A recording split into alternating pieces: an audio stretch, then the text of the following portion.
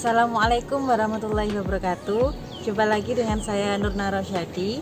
Jadi di kesempatan kali ini saya akan mengukur pH tanah menggunakan alat ini, menggunakan pH meter 4-in-1 soil survey instrument. Ini adalah untuk mengukur kelembapan tanah yang pertama, yang kedua untuk mengukur pH tanah, yang ketiga untuk mengukur temperatur tanah, dan yang keempat untuk mengukur intensitas cahaya matahari. Kita lihat kemasan belakangnya ini ada tulisan untuk mengukur intensitas cahaya, terus untuk mengukur kelembapan tanah, untuk mengukur pH tanah, dan terakhir untuk mengukur temperatur tanah. Ini kita buka ya.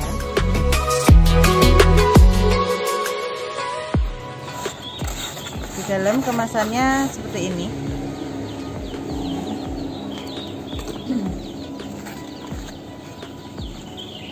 Ada buku petunjuknya, cara pemakaian di dalam pakai bahasa Inggris. Terus ini kita buka alatnya. Jadi dalam pengemasannya ini tanpa baterai ya, jadi kita harus membeli baterai dulu, baterai kotak kayak gini. Apa namanya, baterai apa ya? Nah, setelah kita pasang, kita tutup lagi. Ujungnya ini kalau untuk mengukur kita cabut dulu, dan usahakan tanah yang mau diukur ini dalam keadaan lembab atau basah. Kalau misalnya dalam keadaan kering, seharusnya disiram dulu. Kita tunggu 30 menit baru kita lakukan pengukuran. Oke, langsung kita praktekkan saja di tanaman yang ini.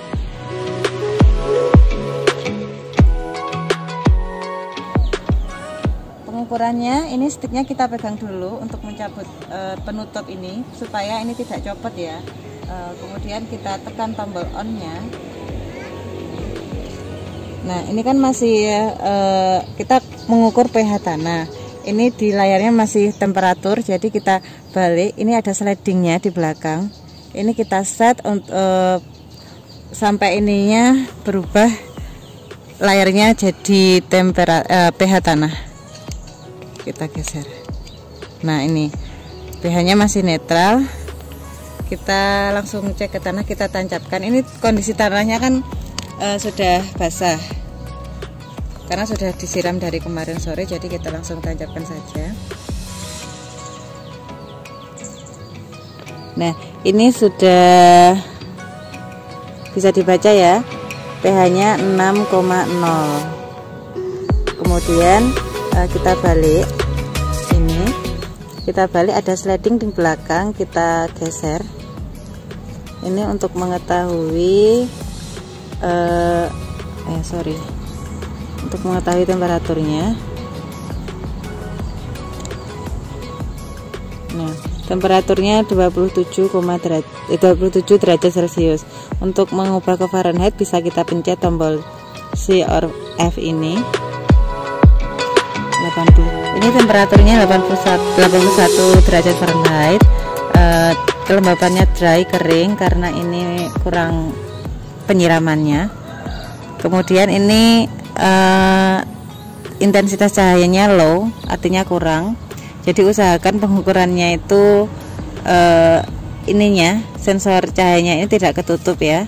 Kemudian ini karena ngukurnya masih pagi, jadi masih kurang cahaya. Biasanya kalau normal ini nanti tulisannya NOR normal gitu.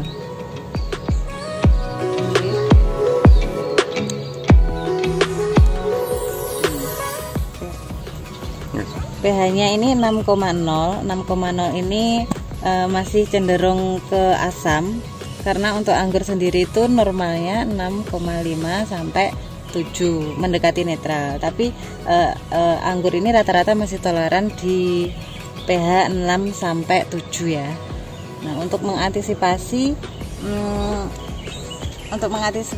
pH asam ini bisa diberikan kapur dolomit. Jadi nanti di sekitar tanaman ini dikasih dikasih dolomit, bisa dicairkan dulu atau langsung ditaburkan sesuai dosis. Nah, untuk pH yang asam, yang basah ini bisa diantisipasi dengan memberikan POC atau pupuk organik cair. Jadi manfaatnya pengukuran pH ini sangat banyak sekali. Salah satunya adalah untuk mengetahui kadar asam dan kadar basa dalam suatu media tanam. Kemudian untuk mengetahui kelembapan. Jadi nggak hanya manusia aja, jadi memang tanaman ini juga butuh diperhatikan asupan nutrisinya. Apakah airnya terpenuhi, apakah suhu dalam tanah itu stabil atau tidak. Nah, jadi memang suhu di dalam tanah ini seharusnya lebih rendah daripada suhu di luar ya. Kalau suhu di dalam tanah ini lebih tinggi ya, maka masih terjadi aktivitas di dalam tanah yang seharusnya sudah berhenti karena sudah fase pertumbuhan. Jadi kita bisa mengetahui suhunya normal apa tidak, bisa kita cek menggunakan pH meter ini. Kemudian intensitas cahayanya ini terpenuhi atau tidak, ini bisa kita cek juga menggunakan alat ini. Jadi untuk para pecinta anggur khususnya, nggak hanya tanaman anggur juga sih, semua jenis tanaman ini bisa kita cek medianya, pH tanahnya, kelembapannya, juga intensitas cahayanya serta temperaturnya menggunakan alat soil tester 4-in-1 ini. Alatnya bisa dibeli di Sahabat Garden, bisa cek di WA di bawah ini, bisa melalui Shopee kami, tokonya yaitu Sahabat Garden, atau bisa melalui website kami sahabatgarden.com. Untuk masukannya bisa langsung WA kami atau bisa komen di bawah ini masukannya untuk Sahabat Garden supaya bisa lebih bermanfaat untuk semuanya dan bisa memberikan yang terbaik untuk para sahabat semuanya. Terima kasih. Itu tadi penjelasan dari kami mengenai cara menggunakan pH meter terhadap media tanaman anggur. Semoga bermanfaat. Jangan lupa like, share, and comment. Subscribe juga channel ini. Semoga bisa lebih bermanfaat. Terima kasih. Assalamualaikum warahmatullahi wabarakatuh.